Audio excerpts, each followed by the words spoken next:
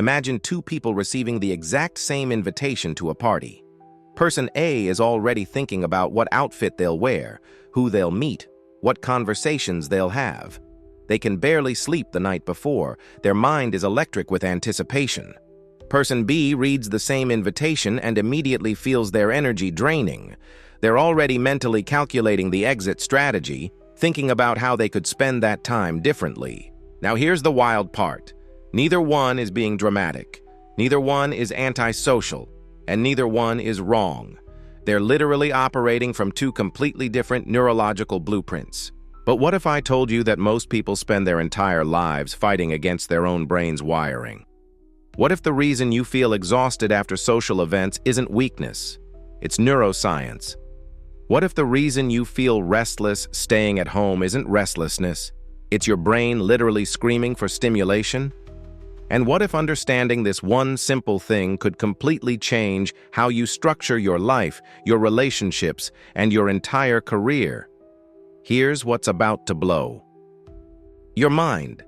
Your brain has two distinct systems that are fundamentally different, and the way yours is wired might be the complete opposite of the person you live with, the person you work with, or the person you're closest to. And once you see this, you'll never look at yourself or other people the same way again. But here's the question that'll probably spark some real conversations. Which one are you? And more importantly, which one have you been pretending to be? Drop that in the comments. I want to know. Because what we're about to explore isn't just psychology. This is the neurological truth behind why you're the way you are. Let's start with the homebody. Picture someone who genuinely enjoys their own company. They're not necessarily lonely. They're actually quite content with a book, a creative project, or even just their own thoughts. Neurologically, what's happening is fascinating. The brain of an introvert shows heightened activity in the prefrontal cortex, which governs internal reflection, planning, and decision-making. It's like their brain is constantly running a rich inner world. Now, this isn't just about being shy. Plenty of introverts are charismatic and social. It's about where they get their energy from. The introvert's nervous system is also more sensitive to dopamine, the neurotransmitter associated with reward and stimulation. This means they get overstimulated more easily. When an introvert is in a crowded room, their brain is literally overwhelmed faster because it's receiving too much sensory input. It's not a choice, it's physiology. Their brain functions optimally in calmer, quieter environments where they can think clearly and recharge. If you're someone who needs that solitude, that's not antisocial behavior. That's your brain asking for the exact conditions it needs to perform at its best. Now flip that completely. The social butterfly operates from a different neurological baseline. The extrovert's brain shows more activity in areas associated with sensory processing and immediate experience. Their dopamine system is actually less sensitive, which means they need more external stimulation to feel that same rewarding buzz that comes naturally to introverts from internal reflection. Think of it like this. An introvert feels stimulated by a quiet evening alone, while an extrovert feels stimulated by a crowded party.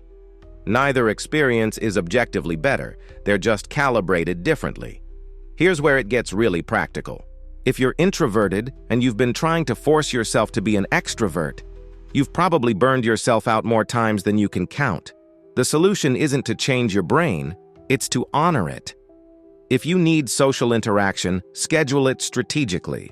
If you're planning a week of social events, block off recovery time. Something like scheduling 3 social engagements throughout the week, but keeping Tuesday and Thursday completely free for yourself allows your system to recalibrate without that constant overwhelm. Conversely, if you're extroverted and keep ending up in relationships or jobs that don't provide enough social stimulation, you're not demanding too much. You're just acknowledging how your brain is wired.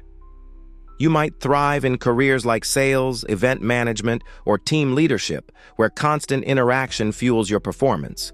Recognizing this isn't vanity, it's strategic self-awareness. But here's what most people miss. This isn't binary. You're not purely one or the other. Most people exist on a spectrum, and that spectrum can actually shift depending on context and energy levels.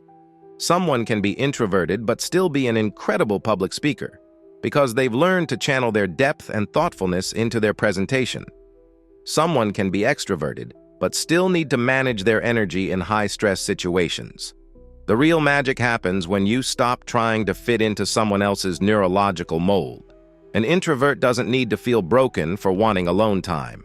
An extrovert doesn't need to apologize for needing social connection. These aren't flaws in your personality.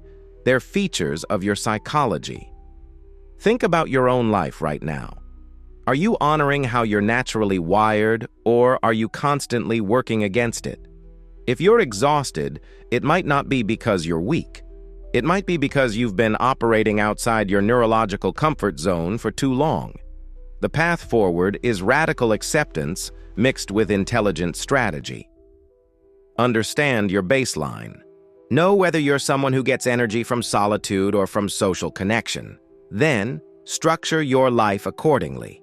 If you're introverted, become the person who hosts smaller, intimate gatherings instead of large parties.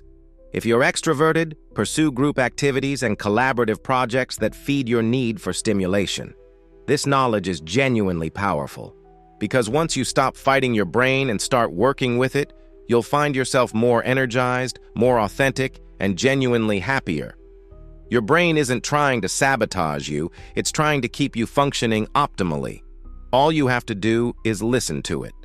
If you found this valuable and want to understand more about how your psychology shapes your life, hit that subscribe button. We explore these kinds of insights regularly, and I'd love for you to be part of this community. Don't forget to watch the next video, where we'll dive even deeper into the unexpected ways your personality type affects your success. Let's go.